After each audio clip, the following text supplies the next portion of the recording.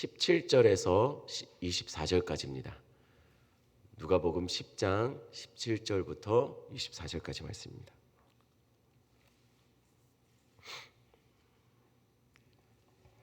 저와 여러분들 한 절씩 교독하겠습니다. 제가 먼저 읽습니다. 70인이 기뻐하며 돌아와 이르되 주여 주의 이름이면 귀신들도 우리에게 항복하더이다.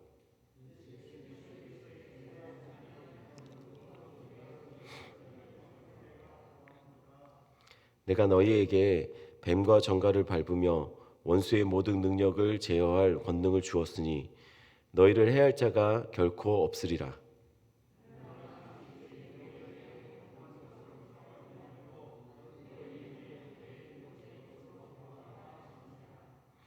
그때 예수께서 성령으로 기뻐하시며 이르시되 천지의 주제이신 아버지여 이것을 지혜롭고 슬기 있는 자들에게는 숨기시고 어린아이에게는 나타내심을 감사하나이다.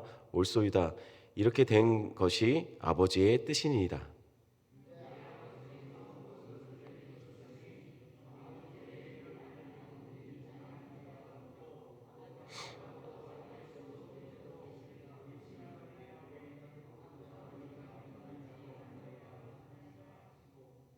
제자들을 돌아보시며 조용히 이르시되 너희가 보는 것을 보는 눈은 복이 있도다. 내가 너희에게 말하노니 많은 선지자와 임금이 너희가 보는 바를 보고자 하였으되 보지 못하였으며 너희가 듣는 바를 듣고자 하였으되 듣지 못하였느니라. 아멘. 제가 한번 기도합니다. 하나님, 한 주의 시작을 이렇게 기도하며 또한 우리 성도들 하나님 앞에 말씀으로 간절히 아버지 하나님 또한 은혜 받기 위해 몸부림치며 한 해를 아버지 하나님 한 주를 시작합니다. 하나님, 우리 성도들의 마음을 주님 귀히 보시고 복 주시고 이번 한 주가 아버지 하나님 각자의 삶 속에 하나님께서 기가 막힌 은혜로 함께하여 주시는 것을 경험케 하여 주시옵소서. 이곳에 없는 성도들도 동일하게 하나님 이 한 주를 주님 특별한 한 주로 아버지 하나님 간증이 넘쳐나는 한 주로 주님께서 만들어 주시옵소서. 또한 말씀을 전할 때 하나님 주님 인도하여 주셔서 말씀 듣는 우리 성도들 하나님 말씀 앞에 깨닫고 결단케 하여 주시옵소서. 감사를 드리며 예수님의 이름으로 기도드렸습니다. 아멘. 자, 어제는 우리가 새벽에 같이 말씀을 나누었던 것처럼 예수님이 70명의 제자를 복음 전도를 위해서 파송하는 장면을 같이 봤습니다. 오늘은 그들이 돌아와서 어떤 일이 있었는지 선교 보고를 예수님께 하는 그것을 기록하고 있습니다. 그리고 예수님이 그 보고를 들으셨을 때 어떤 반응을 하셨는지에 대해서 기록하고 있습니다. 자, 그러면 먼저 돌아온 70명의 제자들이 어떤 보고를 했는지 같이 보겠습니다. 17절입니다. 제가 읽어드립니다. 70인이 기뻐하며 돌아와 이르되 주여 주의 이름이면 귀신들도 우리에게 항복하더이다. 전도 여행을 갔다 온 제자들이 돌아와서 굉장히 상기된 왠지 조금 흥분한 듯한 그런 말로 다들 기뻐하며 이렇게 말했습니다. 예수님, 당신의 이름이면 귀신들도 우리에게 항복했습니다. 자신들이 복음을 전하려고 하니까 귀신들도 굴복시킬 능력이 자신들을 통해서 나타났다는 겁니다. 그들이 복음을 전하자 아마 회개하는 사람들도 많이 나타났던 것 같습니다. 절망에 빠진 자들이 소망으로 바뀌는 것도 그들이 봤던 것 같습니다.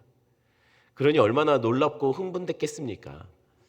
자신들이 자신을 아는데 자신들을 통해서 이런 일이 일어나니 얼마나 기쁘고 얼마나 놀라웠겠습니까? 저도 대학생 때 선교회에서 훈련받으며 매년 거지순례라고 수련회가 끝나면 한 2, 3일 정도씩 전도 여행을 다니고 했습니다. 시골 마을과 마을을 돌아다니면서 전도를 하는데 그때 지금도 참 신기한 일들이 많았던 것 같아요. 전도를 하기 전에 이게 거지 전도 여행이기 때문에 이제 대장이 전부 다 지갑이며 돈이며 이런 것들을 먹을 거면 다 걷습니다. 못 쓰게 그 전도 기간 동안. 그래서 처음 출발하는 사람들은 그렇게 생각해요. 아우, 우리 굶으면 어떡하나, 잘 곳 없어서 길거리에서 그렇게 자면 어떡하나 걱정을 하죠. 그런데 돌이켜보면 한 번도 굶어본 적 없고 한 번도 길바닥에서 잔 적이 없습니다. 심지어는 메뉴도 우리가 골랐습니다. 기도하면서 하나님, 더운데 수박 먹고 싶습니다. 기도하고 전도하러 들어가면 마침 그 집안에서 수박을 자르면서 무슨 일이냐고, 혹시 수박 같이 먹겠냐고 수박도 먹고, 시원한 아이스크림 먹고 싶은 마음이 있으면 찬송을 부르고 길거리에서 찬송을 부르고 전도를 할 때 보면 누가 와서 아이스크림 사놓고 가고, 그리고 잘 곳 없어서 막 헤매고 밤에 그 길을 돌아다니다 보면 괜히 우리가 길을 돌아다니고 있는데 창문을 열고 누가 이렇게 고개를 내밀고, 아니 뭐 하냐고 여기서, 아니 우리 그냥 이렇게 돌아다니면서 전도하고 있다고 하면, 아니 잘 곳은 있냐고, 없다고 하면은 한 10명 정도를 그냥 자기 집에서 재워주기도 하고. 아무리 생각해도 그때그때 기가 막힌 타이밍에 하나님께서 필요한 것들을 공급해 주시더라는 거예요. 전도할 때요. 전도하겠다니 하나님이 책임져 주시더라는 거죠. 또한 전혀 믿지 않을 것 같은 분이 전도를 하는데 우시면서 예수님을 영접하고, 그때 기분이 말로 닿을 수 없었습니다. 왜냐하면 이 복음을 전할 때 성령님이 우리를 다 책임져 주시고 인도하여 주신다라는 것을 경험하게 되거든요. 하나님이 살아계시는구나라는 것을 알고 있었지만 이 여정을 통해서 더 견고히 붙잡을 수 있게 되니 정말 흥분되고 정말 감사한 일이었다는 거예요. 70인들이 돌아와 예수님께 이렇게 보고합니다. 와, 예수님, 주의 이름으로 말하니 귀신들이 쫓겨났습니다. 병이 나왔습니다. 우리를 통해서 능력이 나타났습니다. 왜요? 알죠. 자신들이 이런 능력을 행할 자들이 아니라는 걸 그들이 알죠. 그런데 그런 능력이 나타나더라는 겁니다. 그러니 기가 막힌 것이죠. 그러자 예수님이 그들의 말을 듣고 이렇게 답했습니다. 18절 말씀 제가 읽어드립니다. 예수께서 이르시되 사탄이 하늘로부터 번개같이 떨어지는 것을 내가 보았노라. 예수님도 동의하시는 거예요. 나도 사탄이 하늘에서 번개처럼 떨어지는 것을 봤다라는 거예요. 제자들은 귀신이 항복하는 것을 봤다고 말하는데 예수님은 그 일을 통해서 사탄이 하늘에서 떨어지는 것을 봤다라고 말합니다. 귀신과 사탄은 달라요. 사탄은 이제 말하자면 귀신의 대장이죠. 루시퍼죠. 모든 악한 대적들의 우두머리가 사탄입니다. 그리고 성경이 말하는 귀신은 사탄을 추종하는 타락한 이렇게 많은 학자들마다 논란은 여지는 있지만 같이 그때 타락했던 천사들로 추정합니다. 그러니 귀신과 사탄은 레벨이 다른 거예요. 제자들은 분명 귀신을 항복시켰다고 말했습니다. 그런데 예수님은 그것을 사탄의 패배로 보고 있습니다. 그러니 제자들이 어떻게 했습니까? 자신들을 통해서 더더욱 놀라운 일이 일어났다는 사실을 자신들이 알았죠. 그러니 뿌듯한 것입니다. 자신들이 승리가 그만큼 대단했다는 것이에요. 게다가 19절에 보니까 예수님은 그들에게 이렇게 말하고 있습니다. 19절 말씀 한번 같이 읽어볼까요? 19절입니다. 내가 너희에게 뱀과 정갈을 밟으며 원수의 모든 능력을 제어할 권능을 주었으니 너희를 해칠 자가 결코 없으리라. 뱀과 정갈, 원수들은 모두 악한 대적들의 영들과 영향력들을 말합니다. 예수님은 제자들에게 너희에게 그들을 제어할 능력을 주었으니 너희를 해칠 자가 없다고 말씀하고 있습니다. 이제 막 귀신을 항복시켰는데 예수님은 자꾸만 그들을 막 띄워주는 것 같은 느낌이 듭니다. 그러니 얼마나 제자들의 마음이 더 붕 떴겠습니까? 그런데 예수님이 이렇게 기뻐하는 제자들에게 20절에 이렇게 말씀하세요. 제가 읽어드립니다. 그러나 귀신들이 너에게 항복한 것을 기뻐하지 말고 너희 이름이 하늘에 기록된 것으로 기뻐하라 하시니라. 그런데 진짜 너희들이 기뻐할 것은 귀신이 너에게 항복한 것이 아니라, 물론 그것을 보는 것은 굉장한 대단한 일을 행한 것 같은 느낌이 들 겁니다. 하지만 그것이 진짜 기뻐해야 될 것이 아니라는 거예요. 그럼 무엇을 진짜 기뻐해야 될까요? 그들이 진짜 기뻐할 것은 그들의 능력, 그들이 행한 무언가가 아닙니다. 그들이 진짜 기뻐할 것은 그들 자신이 구원받은 자들이라는 것입니다. 그것을 기뻐해야 된다는 거예요. 우리도 마찬가지입니다. 어떤 교단과 교회는 굉장히 어떤 성령 체험이라는 이름으로 어떤 능력 행하는 것에 대해서 굉장히 강조하는 그런 교회가 있어요.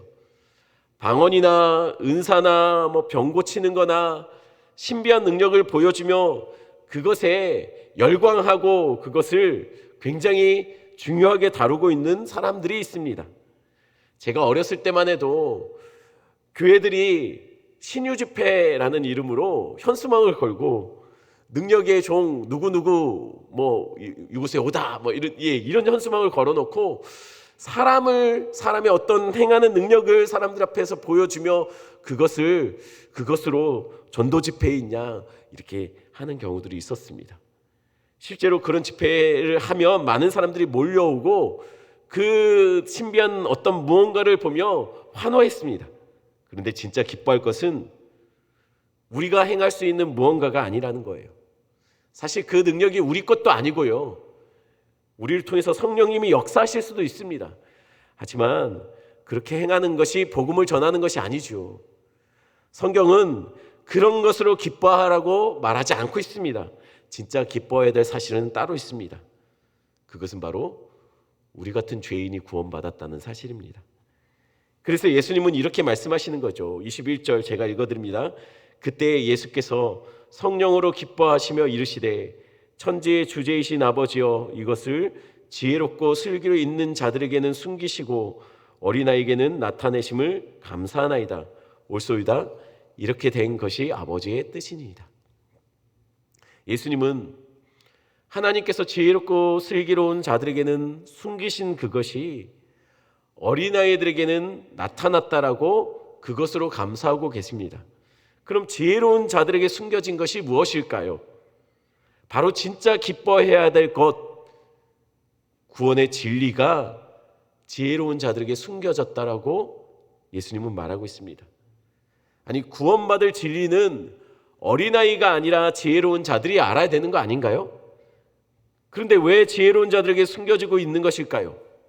도대체 지혜로운 자들은 누굽니까? 당시 스스로 지혜롭고 의롭다고 여기던 율법학자, 바리새인, 서기관, 종교 지도자들, 그래서 자신의 사람들에게 보여주는 어떤 거룩함들, 자신이 행하는 어떤 의롭다 여겨지는 어떤 공로들, 이런 것들을 자랑하는 사람들, 그들이 바로 지혜로운 자들입니다. 예수님은 그들에게는 진짜 기뻐해야 될 구원의 진리가 숨겨졌다라고 말합니다. 왜냐하면 그들은 자신이 행하는 것들로 기뻐하고 있기 때문이에요. 자신들이 보여주는 것으로 기뻐하고 있기 때문이에요. 예수님은 그런 것으로 기뻐하지 말라고 말하고 있습니다. 그것은 구원과 상관없는 겁니다. 선행과 어떤 업적과 율법적인 어떤 자신들이 행한 모든 것들은 그것은 구원받는 데 상관이 없는 것입니다. 그래서 그들에게 진짜 구원의 진리가 숨겨진 것이죠. 왜냐하면 그들은 그것으로 기뻐하고 있기 때문입니다. 그런데 어린아이들, 즉 본문의 70명의 제자들, 이 제자들과 같은 자들, 그들에게는 진짜 구원의 진리가 드러났습니다. 그럼 왜 70명의 제자들이 어린아이일까요?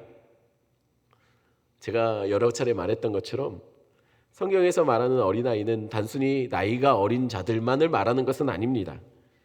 어린아이는 부모에 대해서 전적인 의존성을 갖고 있습니다. 부모 없으면 살지 못하는 자들입니다.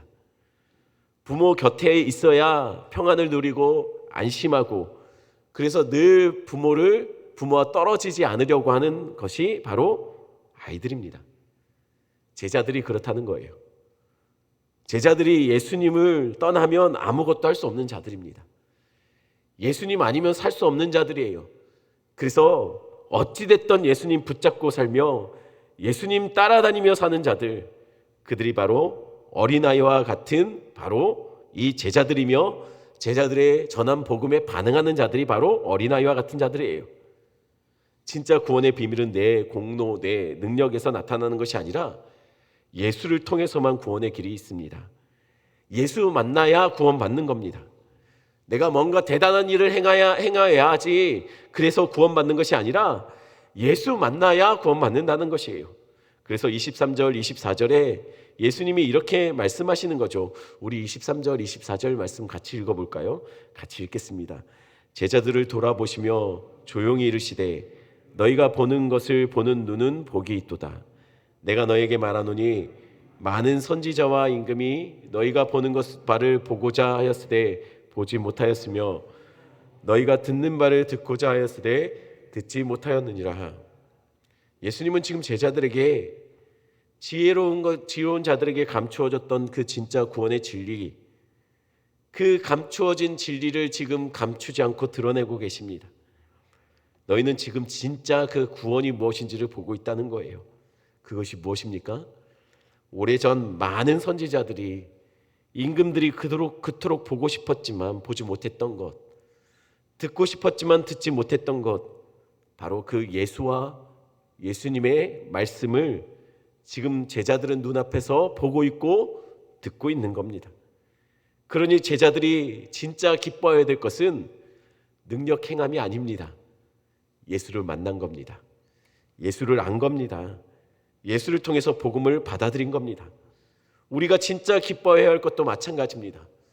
우리가 대단한 것을 행하고 무언가 엄청난 것들을 우리 삶 속에서 나타내는 것, 그것보다 더 중요한 것은 예수 만나는 겁니다. 기도했더니 돈의 문제가 해결되고, 기도했더니 뭔가 나를 통해서 대단한 일들이 일어나고, 나를 통해서 놀라운 일들이 행해지는 것, 나를 통해서 방언이 터지고, 또 내가 기도했더니 기도하는 모든 문제들마다 놀랍도록 해결되는 그런 능력을 우리가 경험하는 것도 중요합니다.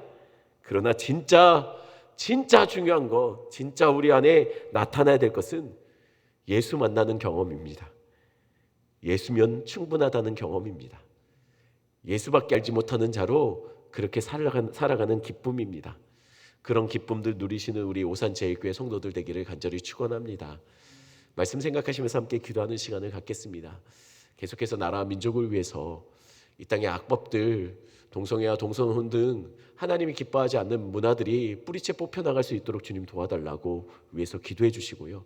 또한 계속해서 기도할 때 하나님 이 코로나의 어려움들이 빨리 사라지게 해 주시고, 이후로는 어떤 교회에서도 이렇게 집단 확진이 일어나지 않도록 주님 지켜달라고, 그리고 집단 확진으로 어려움 당하고 있는 교회들조차도 하나님이 핏값 주고 사신 교회인데 무너지지 않도록 하나님께서 지켜주시고, 그곳에 상처받고 혹시 실족한 성도들 생기지 않도록 위해서 우리가 함께 기도했으면 좋겠습니다. 또한 우리 교회를 지켜달라고, 또한 앞에 있는 기도 제목들을 가지고 기도하시다가 자유롭게 기도하시며 돌아가시면 되겠습니다.